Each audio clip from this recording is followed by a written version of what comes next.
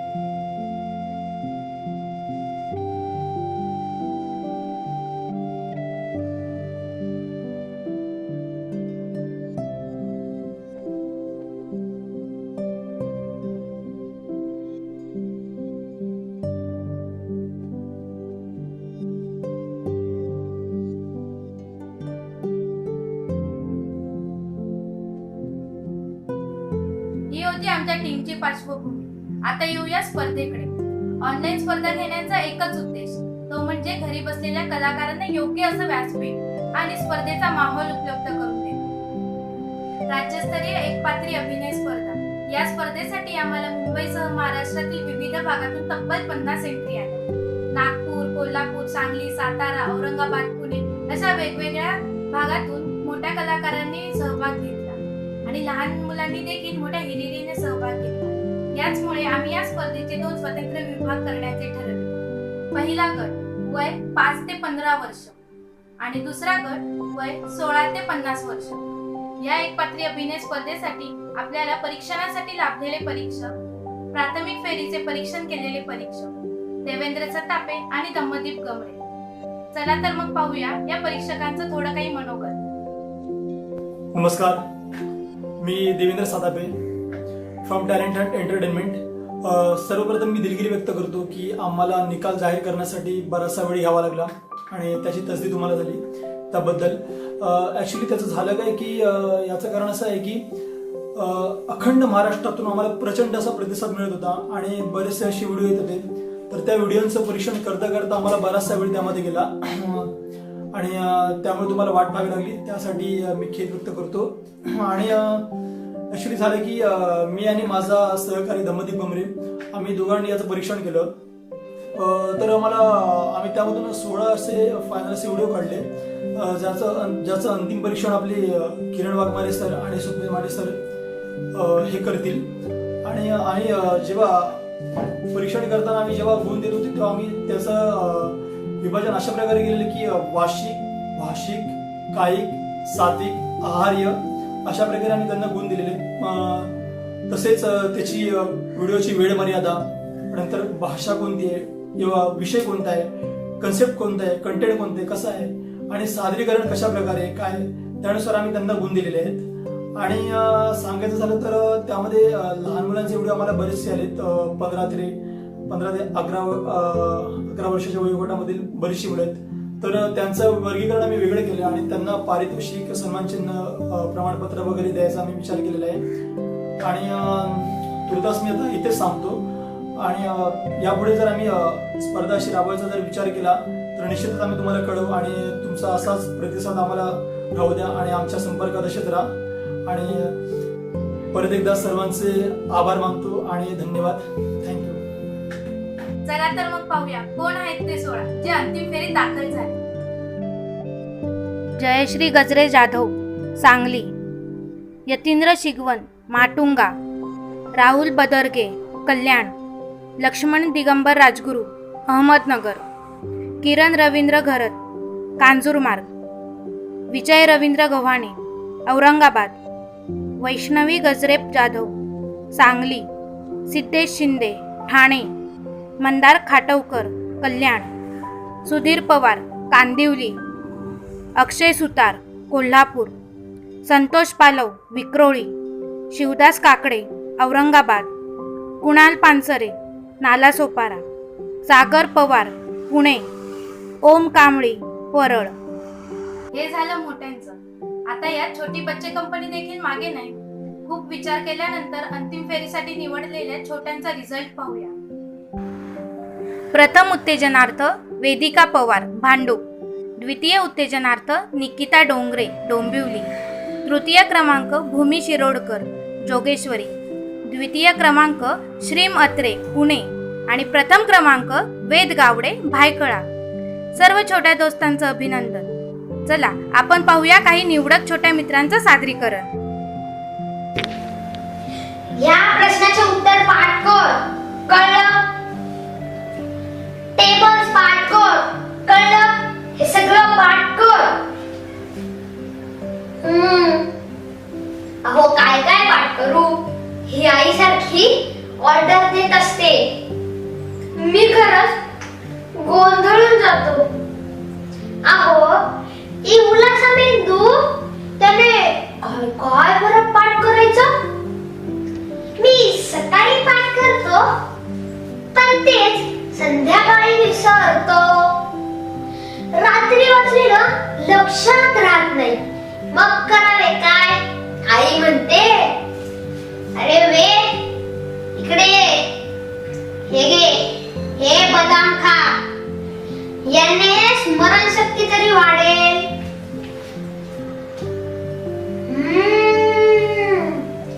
मी मात्र देवाकडे रोज प्रार्थना करतो. देवा माझी बुद्धी वाढव, स्मरणशक्ती स्ट्रॉंग कर. पण अजून काही फरक पडत नाही. माझ्या वर्गातल्या मुलांची सुद्धा हीच अवस्था असते. बरोबर परीक्षेच्या वेळेस काही आठवत नाही. पण परीक्षा संपली आणि रात्री झोपलं की पाठ केलेलं सगळं आठवायला लागतं. त्यामुळे झोप येत नाही. पण बर का हुशार मुलांचं असं काही होत नाही. अहो आमच्या शेजारची ही सोनिया, अहो मामीची मुग्धा कशा अशा घडघड बोलत असतात. त्यांची शांत मेमरी पाहून आपला पोपट होऊन जातो. आई म्हणते, अरे लहानपणी मीही फार हुशार होते. रामरक्षा आणि जॅक्यांची मी नॉन स्टॉप बोलायचे. असं आई, मग मला सांग, काल भाजी कोणती केली होतीस? काल भाजी मी नसते प्रश्न कशाला विचारतो? पण माझे पाठांतर चांगले व्हावे म्हणून मी रोज धडे वाचतो. वाचलेले आठवायचा प्रयत्न करतो. अहो, माझी बुद्धी स्ट्रॉंग आहे हो, पण मेमरी वीक आहे. तिथेच तर माझ्या हुशारीची खरी गंमत आहे. पण मला खात्री आहे, आई मी खूप प्रयत्न करेन. मेमरीला माझ्या मुठीत ठेवेन. दुनिया मेरी मुट्ठी में तसं मेमरी मेरी मुट्ठी में. अहो, तुम्हाला सांगतो, या पाठांतर करणाऱ्या आणि या पोपटपंची करणाऱ्यांचा काय गोंधळ होतो ते मी स्वतः पाहिले. दोन पाठ पटापट पाठ करून येणारे शूरवीर 2 पॅरेग्राफ मध्येच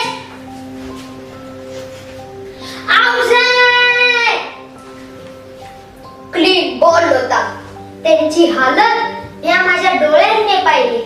आता सांगा, या कार्यक्रमासाठी कुठल्या तरी नाटकाचा उतारा पाठ करायची मला भीती वाटली. म्हणून मी ही आयडिया केली.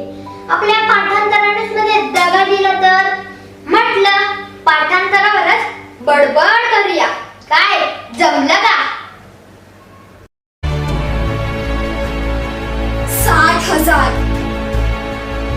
60,000 कीमत लगाई है इन अंग्रेजों ने हमारे इस अनमोल झांसी की.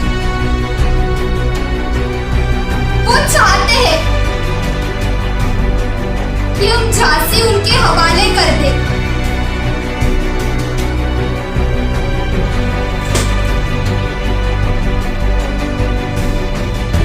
हरगिज नहीं.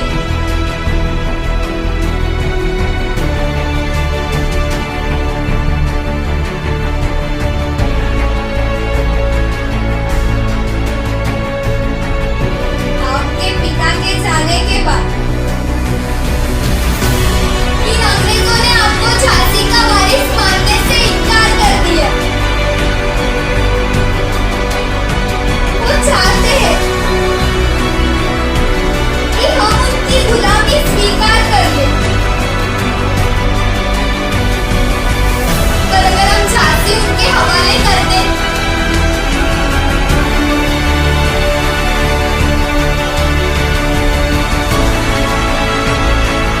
तो फिर इस धरती से हमारा रिश्ता हमेशा के लिए टूट जाएगा.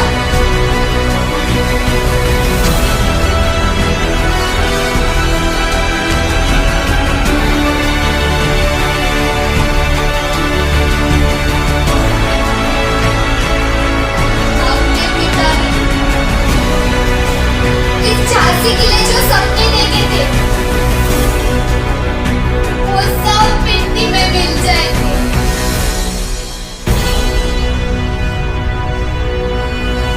और अगर हम युद्ध के मैदान में उनका सामना करते हैं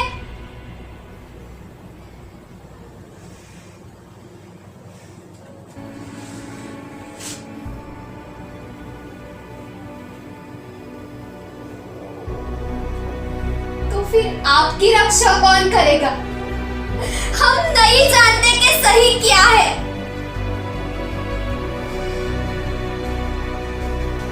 हक की लड़ाई या फिर एक मां का कर्तव्य. किसे चुने हम? ममता को या जिम्मेदारी को? कैसी दुविधा है यह?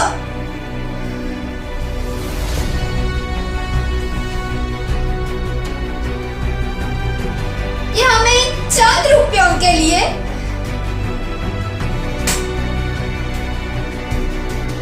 अपना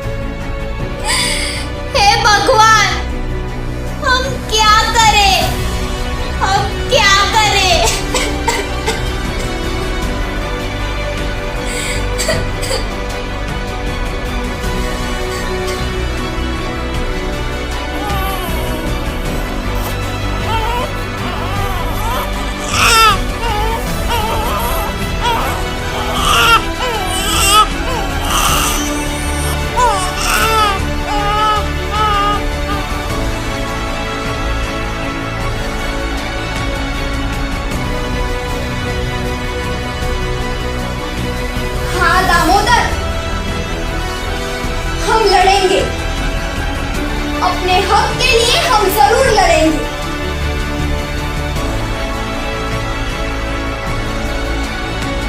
और एक माँ का कर्तव्य भी पूरी तरह से निभाएंगे।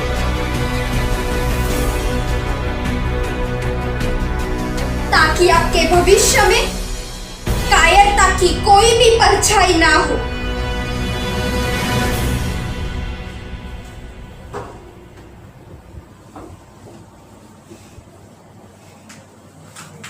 आखिरी दम तक झांसी की मर्यादा की रक्षा करेंगे, मौत को गले लगाएंगे, लेकिन आप पर कभी आँच नहीं आने देंगे। ये हमारा वादा है, आपसे भी और इस झांसी से भी।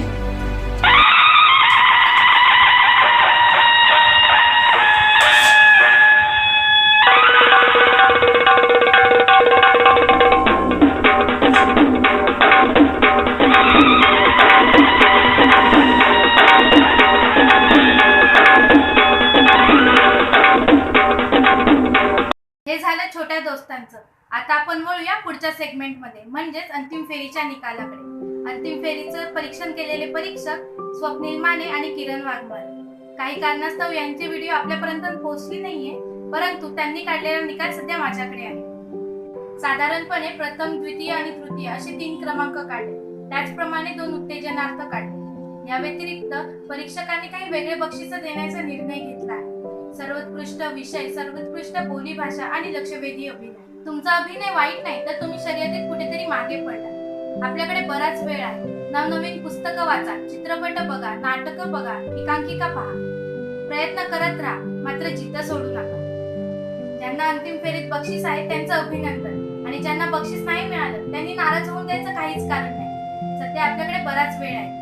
दिग्गज कलाकारांच्या मुलाखती बघा, त्यांचे अनुभव बरंच काही शिकून जाईल. चला तर मग जास्त वेळ खर्ची न घालता अंतिम फेरीच्या निकालाकडे वळूया. तुम्हाला पण एक्साइटमेंट आहेच ना? सर्वोत्कृष्ट बोलीभाषा जयश्री जाधव, सांगली. सर्वोत्कृष्ट विषय अक्षय सुतार, कोल्हापूर. विशेष लक्षवेधी अभिनय संतोष पालव, विक्रोळी. द्वितीय उत्तेजनार्थ मंदार खाटवकर, कांजूरमार्ग. प्रथम उत्तेजनार्थ किरण घरत, कांजूरमार्ग. सर्वोत्कृष्ट तृतीय क्रमांक ओम कांबळी, परळ. सर्वोत्कृष्ट द्वितीय क्रमांक वैष्णवी जाधव, सांगली. सर्वोत्कृष्ट प्रथम क्रमांक सिद्धेश शिंदे, ठाणे. सर्व विजेत्यांचे अभिनंदन. चला पाहूया काही निवडक मित्रांचे सादरीकरण. श्रीमद परमहंस परिव्राजकाचार्य परम वाक्य प्रमाण पारावर पारण यमनियमासन प्रत्याहार ध्यान धारणा समाधाष्टांग योगानुष्ठान निष्ठा गुरु परंपरा प्राप्त षटदर्शन सांकेत्य प्रतिपादक श्री स्वतंत्र नरसिंहवती भारती महाराज की जय. आजपर्यंत रंगभूमीवर इतक्या वर्षे इतक्या भूमिका साकारत आलो की या शेवटच्या क्षणी सुद्धा या सगळ्या भूमिकांचे संवाद मनामध्ये थैमान मांडून आहे. परंतु प्रत्येक भूमिकेने मला काही ना काही शिकवलं, घडवलं. साल 1771 मी भाऊसाहेबांची भूमिका साकारत होतो रणांगण नाटकातली. आणि नाटकाच्या 3रे घंटे अगोदरच मला कळलं की माझी मुलगी दगावली. मोठे संकट माझ्यावर कोसळले. परंतु तू त्या भाऊसाहेबांच्या भूमिकेने मला संकटावर मात करून ढालीप्रमाणे उभं राहण्याची ताकद दिली होती. अशातच काही वर्षांनी राज्य नाट्य स्पर्धेमध्ये मला स्त्रीय भूमिका साकारण्याची संधी मिळाली. आजपर्यंत कधी स्त्री भूमिका केली नव्हती. ते काय झालं, आमच्या नाटकाच्या काही दिवसांअगोदरच आमची नटी पळून गेली आणि ही जबाबदारी माझ्यावर येऊन पडली. कोठा नाटकातली वेश्या. राज्य नाट्य स्पर्धेमध्ये ह्या स्त्री भूमिकेसाठी मला 3य पारितोषिक मिळालं, स्त्री अभिनयाचं. आजपर्यंत इतक्या स्त्री भूमिका साकारल्या, अनुभवल्या, पाहिल्या, परंतु त्या वेश्येने मला स्त्री दुःखाची खऱ्या अर्थाने जाणीव करून दिली होती. त्यानंतर कालांतराने नाटकं होत गेली आणि पहिल्यांदाच भाऊसाहेबांनी हिंदी नाटकाचा प्रस्ताव ठेवला. मी कधी हिंदी नाटक केलं नव्हतं, कारण आजपर्यंत केलेल्या सगळ्या भूमिकांपेक्षा ही भूमिका जरा वेगळी होती. शांत, वैचारिक आणि शायरीमधून जीवनाचे सत्य उलगडणारी शहर नाटकातील भाऊसाहेबांची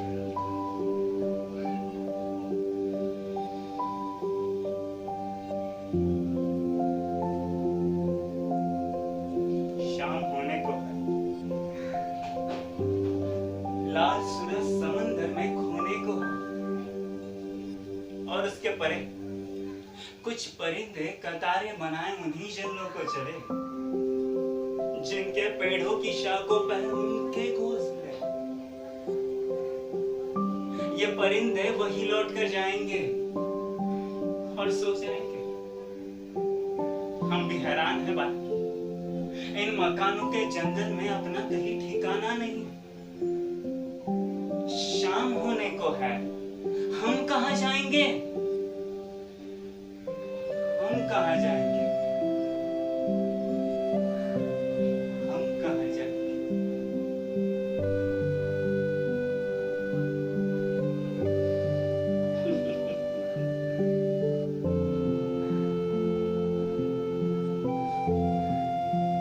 त्या भाऊसाहेबांनी मला जगण्याची नवीन उमेद दिली होती. आजपर्यंत इतक्या भूमिकांचे रंग चेहऱ्यावर फासत आलो. पुन्हा अजूनही आतुरतेने वाट पाहतो त्या प्रेक्षकांच्या गर्दीची, प्रेक्षकांच्या टाळ्यांची. मान्य आहे, प्रत्येक भूमिका ही त्या त्या काळापर्यंत मर्यादित असते आणि मग ती बंद पडते, नाटकातल्या पडद्याप्रमाणे. परंतु आज या खऱ्या आयुष्यातल्या रामचंद्र पवारांच्या भूमिकेतून निरोप घेत असताना या सगळ्या भूमिका माझ्याकडे आतुरलेल्या नजरेने पाहतायत. आणि मी पुन्हा एकदा सज्ज आहे या रंगभूमीवर अशी भूमिका साकारीन की माझ्या नंतर सुद्धा सगळ्यांच्या स्मरणात राहीन मी. आणि मी सज्ज आहे या रंगभूमीवर नव्या रूपात, नव्या ढंगात नवीन भूमिका साकारण्यासाठी.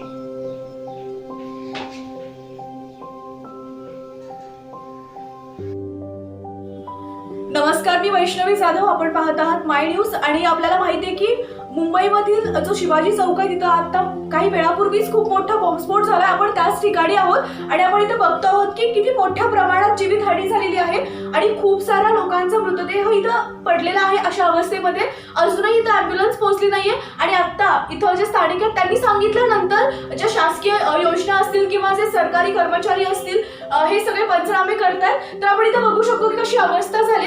आणि एक खूप गंभीर गोष्ट आता समोर येते की आपल्या सर्वांचे लाडके जे मंत्री आहेत, जे सर्वांचे पुढारी आहेत, अप्पासाहेब पाटील, ते देखील या बॉम्बस्फोटामध्ये अडकले होते आणि त्यांना नुकतंच दवाखान्यामध्ये हलवण्यात आलंय आणि त्यांच्या प्रकृतीबद्दल अजूनही चिंताजनक गोष्टी समोर येतात. तर आपण इथं बघणार आहोत. मला इथं एक आयडी दिसतो. गणेश, एक मिनिट. तर मला इथं एक आयडी दिसतो, आपण बघूयात.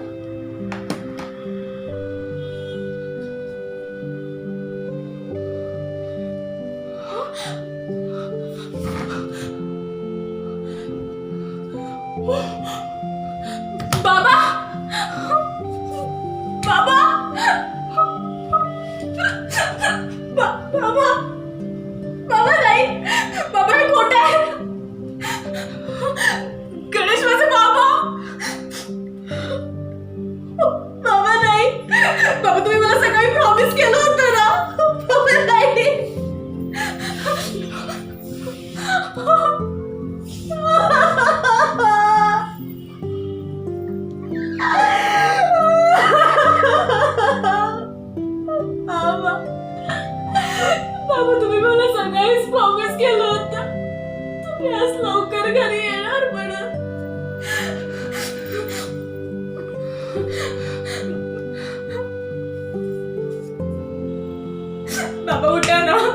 बाबा उठा प्लीज.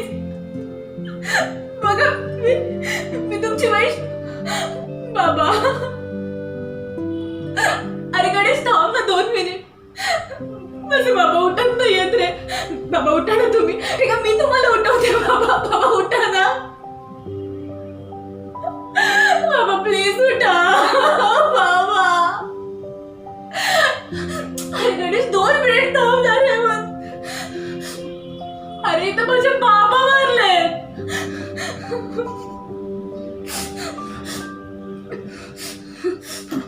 काय सांगायचंय. Hello sir.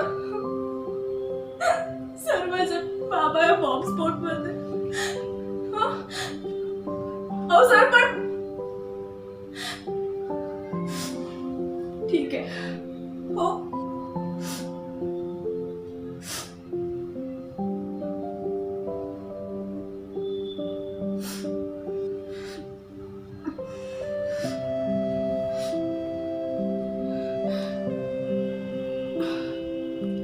आताच एक बातमी आपल्या समोर आली आहे आणि ही बातमी आपल्या सर्वांसाठी खूप चांगली बातमी आहे. आपल्या सर्वांचे आवडते नेते सर्वांचे पुढारी आहेत अप्पासाहेब पाटील. त्यांची प्रकृती आता स्थिर आहे. सुदैवाने त्यांच्या प्रकृतीमध्ये सुधारणा होतीये. मात्र सामान्य नागरिकांचा जीव भरडला जातोय. कॅमेरामॅन गणेशसह वैष्णवी जाधव, माय न्यूज, मुंबई.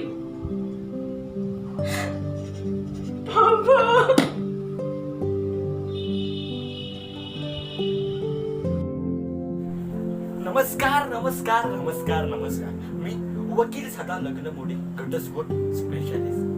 आयुष्यात बरीच लग्न मोडली मी लोकांची. ज्या वैताग गोडी गावात असं एक मी घर सोडलं नाही तसं मी लग्न मोडलं नाही. गाव तिथे गाडी मोड हे माझे वेदवाक्य. लोकांचे संसार बोलत मला भारी आनंद मिळतो. ते काम फार पुण्याचं आहे अशी माझी धारणा आहे. लोकांचे संसार मोडण्याचं मी पुण्याचं काम कसं करतो हे माहितीये का तुम्हाला. मी अगोदर बायकोच्या विरोधात नवऱ्याचं एक कान भरतो. त्यांचा एक कान भरत असताना त्यांच्या दुसऱ्या कानावर हात ठेवतो. कारण एका कानात सांगितलेली चाळी दुसऱ्या कानातून बाहेर पडली तर नवरा बायको मध्ये इमानदारीमध्ये भांडणं लावायची अशी मी शपथच घेतली वकिलाची डिग्री घेताना. तर मी बायकोच्या विरोधात नवऱ्याचं एक कान भरतो. त्यांना त्यांच्या बायकोविषयी जेवढं वाईट सांगता येईल तेवढं वाईट सांगतो. मग नवरा तावाने त्यांच्या बायकोशी भांडायला लागतो. मग मी हळूच त्या भांडणाऱ्या नवऱ्याच्या बायकोला एकांतात गाठतो. मग तिला तिच्या नवऱ्याविषयी जेवढं वाईट सांगता येईल तेवढं वाईट सांगतो. अगदी प्रामाणिक लेकरी शपथ. लोकांचे संसार मोडायचे असतील ना तर या बायकांचे कान ना जरा जास्तच भरावे लागतात. कारण ते जरा हलक्या कानाचे असतात. पुढे ती रडू लागते. मग मी ओव्हर ऍक्टिंग करून तिला सांगतो, ताई तुझ्या नवऱ्याला मी हॉटेलमध्ये का बाई बरोबर पाहिलं हे का खरं आहे. एका ताटात जेवत होते, हसत होते, खिदळत होते. अरे कधी माझ्या लाडक्या बहिणीला साधा कधी कटिंग चहा पाजला नाही. आणि परक्याच्या बाईला हॉटेलमध्ये जेवण तेही बॅकग्राऊंड म्युझिक के साथ. रब ने बना दी जोडी. ताई जोडी कसली ती घोडी. मग बायकोही त्या भांडणाऱ्या नवऱ्याशी तावाने भांडायला लागते. मग दोघेही भांडून वैतागले की माझ्याकडे येतात घटस्फोट घ्यायला. मी अगदी प्रामाणिकपणे त्यांना घटस्फोट करून देतो. मंडई आहे की नाही हे पुण्याचं काम. तुम्हाला पाहिजे असेल गाडी म्हणून तर मला संपर्क साधावा 30-30-35 पिसवीत नाही 302030302035 या फोन नंबरवर. माझी टॅगलाईन आमच्या इथे स्वर्गात बांधलेल्या लग्नाच्या गाठी इथे सोडवून दिल्या जातात. ईमेल नवरा बायको संसार tod@gmail.com. नवरा बायकोने कसे भांडण करावे यावर मी लिहिलेलं पुस्तक सुद्धा प्रकाशित आहे. फक्त 1000 रुपये खर्च करू शिका नवरा बायकोने कसे भांडण करावे. तुम्हाला शिवायत नसतील तर युट्यूबला सर्च करा सदा लग्न मोडे यांच्या कुप्रसिद्ध शिव्या. आगीत ओतच चला तेल, आगीत ओतच चला तेल, काळजी करू नका, होत नाही जेल, होत नाही जेल. धन्यवाद. छोट्यांचे, मोठ्यांचे, ज्येष्ठांचे, श्रेष्ठांचे सर्वांचे आभार. ज्यांनी ज्यांनी या स्पर्धेमध्ये भाग घेतला त्या सर्व कलाकारांचे आमच्या टीमच्या वतीने आभार. पुन्हा प्रयत्न करा आणि स्पर्धेत सहभागी व्हा. या स्पर्धेचा शेवट करण्यापूर्वी मी एका नव्या स्पर्धेबद्दल अनाउन्समेंट करणार आहे. राज्यस्तरीय काव्यलेखन स्पर्धा. या स्पर्धेचे डिटेल्स लवकरच तुम्हाला कळतील. तर मित्रांनो, हा तुम्हाला व्हिडिओ कसा वाटला हे आम्हाला कमेंट बॉक्स मध्ये कळवा आणि आमच्या चॅनलला सबस्क्राईब नक्की करा. पेजवर आमच्या काही निवडक शॉर्ट फिल्म्स आहेत, त्या बघा आणि तुमचं मत कळवा. तर भेटूया पुन्हा पुढच्या स्पर्धेला. तोपर्यंत हसत राहा, हसवत राहा, घरी राहा, सुरक्षित राहा. धन्यवाद.